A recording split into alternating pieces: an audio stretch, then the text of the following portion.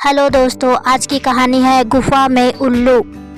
एक जंगल में बहुत पुरानी गुफा थी जिसमें एक उल्लू राज करता था। हालांकि उस गुफा में कई तरह के जीव जंतु मौजूद थे, लेकिन उल्लू की अपनी एक अलग ही सत्ता थी। दरअसल उल्लू गुफा के अंदर ज्यादा ताकतवर पक्षी था। उसकी अंधेरे में देखने की प्रतिभा ही उसे बाकी जीवों से ज्यादा खूंखार बनाती थी और वह इसी का फायदा उठाकर गुफा के अंदर अपना डर बनाकर रखता था, क्योंकि गुफा में हमेशा प्रकाश की कमी होती थी, जिससे उल्लू का मुकाबला करने की हिम्मत कोई नहीं जुटा पाता था। एक दिन उल्लू गुफा के अंदर सो रहा था। उसी वक्त गुफा के अंदर मौजूद छिपकली मकड़ी से कहती है, यह उल्लू तो रोज हमारे दोस्तों को खा जाता है, जिससे हमारी जनसंख्या कम होती जा रही है। हमें इसके लिए कुछ करना चाहिए। मकड़ी ने कहा, हम भला क्या कर सकते हैं? उल्लू बहुत मजबूत पक्षी है, उससे लड़ पाना हमारे बस की बात नहीं है। तभी छिपकली मकड़ी को सुझाव देते हुए कहती है,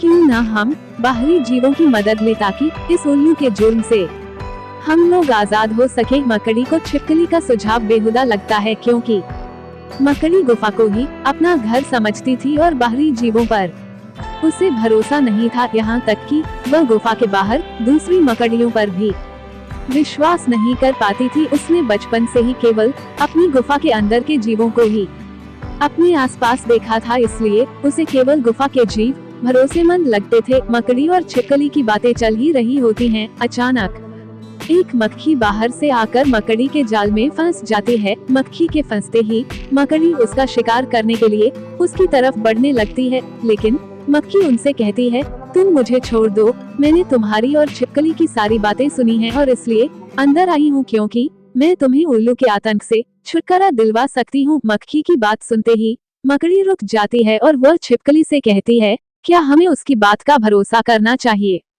तभी छिपकली अपनी दोस्त मकड़ी से मक्खी को एक मौका देने के लिए कहती है और अगले ही पल मकड़ी अपना जाल मक्खी के ऊपर से हटा लेती है। मक्खी जाल से छूटते ही गुफा के बाहर भाग जाती है। उसे भागता हुआ देख मकड़ी को बहुत गुस्सा आता है और वह गुस्से में छिपकली से झगड़ते हुए कहती है, इसलिए मैं गुफा के बाहर के जीवों पर विश्वास नहीं करती। इस घटना के कई दिनों बाद मकड़ी को पता चलता है कि आज रात उल्लू छिपकली का शिकार करने वाला है। वो तुरंत छिपकली के पास पहुंचकर उसे उल्लू के खतरे से आगाह करती है। छिपकली मकड़ी की बात सुनकर डर जाती है और वो बचने के लिए मकड़ी के जाल में छुपने की कोशिश करती है, लेकिन मकड़ी का जाल उल्लू से छिपकली को कैसे बचा सकता था?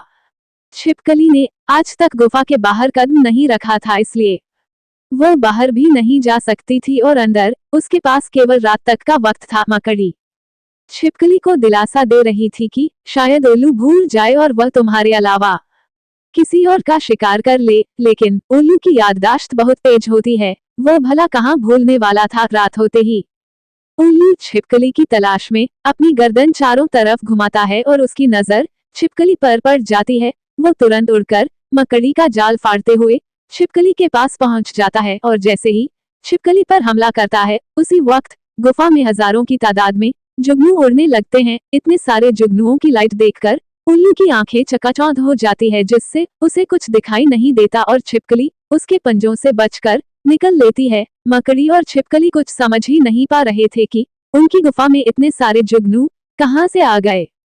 अचानक मकड़ी को जुगनुओं की भीड़ में वही मक्खी दिखाई देती है, जिसे कुछ दिनों पहले ही मकड़ी ने अपने जाल से छोड़ा था। मक्खी मकड़ी और छिपकली के पास आकर उन्हें बताती है कि अब तुम लोगों को चिंता करने की कोई जरूरत नहीं। मैंने हमेशा हमेशा के लिए तुम्हारी परेशानियों का हल निकाल लिया है, क्योंकि अब ये जुगनू हमेशा इसी गुफा में रहेंगे। मक्खी बात सुनते ही छिपकली और मकड़ी खुश हो जाते हैं और उल्लू को मजबूरी में अधिक रोशनी की वजह से गुफा से बाहर भागना पड़ता है, जिससे गुफा उल्लू के आतंक से आजाद हो जाती है और सभी जीव जंतुओं के सर से खतरा टल जाता है। Thanks for watching.